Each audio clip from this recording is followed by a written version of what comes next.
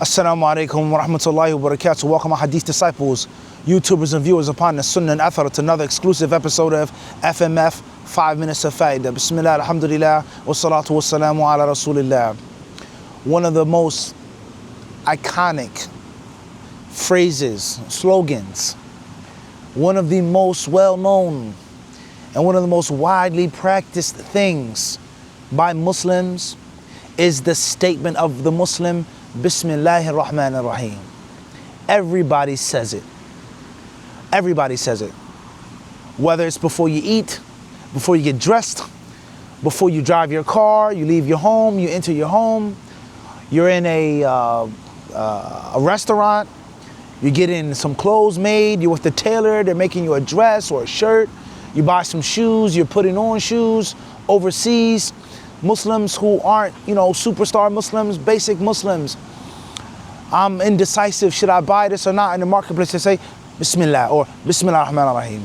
Before talk, before speech, before khutbah, before a fa'idah, the speaker is going to say, Bismillah Rahman Rahim. One of the first things that you learn as a Muslim revert in jail or in the streets or in college is Bismillah Rahman Rahim. One of the first things that you learn as a young baby Muslim that your parents taught you was to say Bismillah and Bismillahir Rahmanir Rahim. All right, so I think we can all agree. Muslims in the East, Far East, North Africa, Muslims in Malaysia, Singapore, Muslims in China, Japan, Muslims in New York, Muslims in Chicago, Muslims in LA, around the world. Muslims say Bismillahir Rahmanir Rahim, regardless of what type or kind or denomination of Muslims they may be.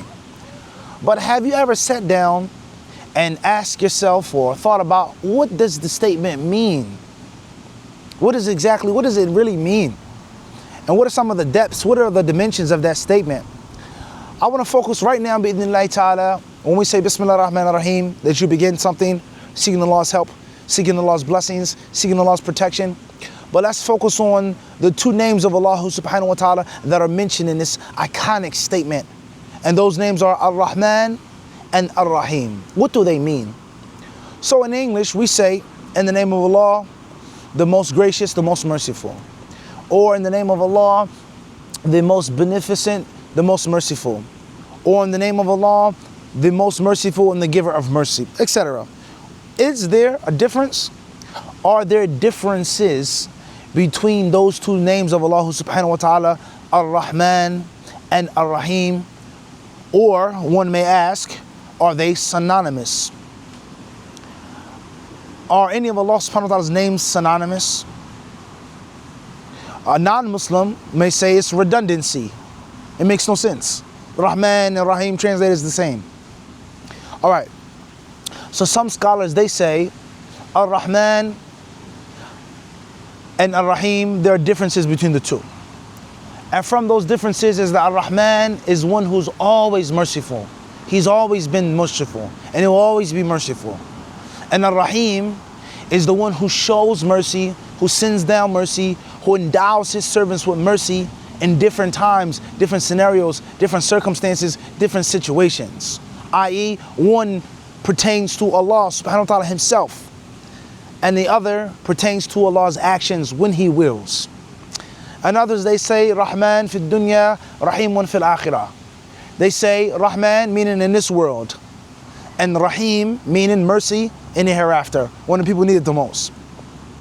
And some scholars, they interpret it, they say Rahman bin nas bil khalq kullihim, Rahimun bil mu'mineen, is that Ar-Rahman pertains to everyone, to the Muslim, to the mu'min, to the muhsin, to the kafir, to the munafiq, to the murtad, the apostate, anyone, everything, the insects, the bugs, the fish, the birds. And Rahim is pertaining to the believers, specifically. The believers, the humans, of course, and the jinn. Because we know the animals, the birds, the insects, the fish, they don't disobey Allah subhanahu wa ta'ala. They make the tasbih of Allah subhanahu wa ta'ala. But with regards to the servants of Allah that are responsible for their deeds, they say that Rahman is for everybody, even those who disbelieve in Him, reject Him, disobey Him. And the Rahim is exclusive to the pious, righteous believers.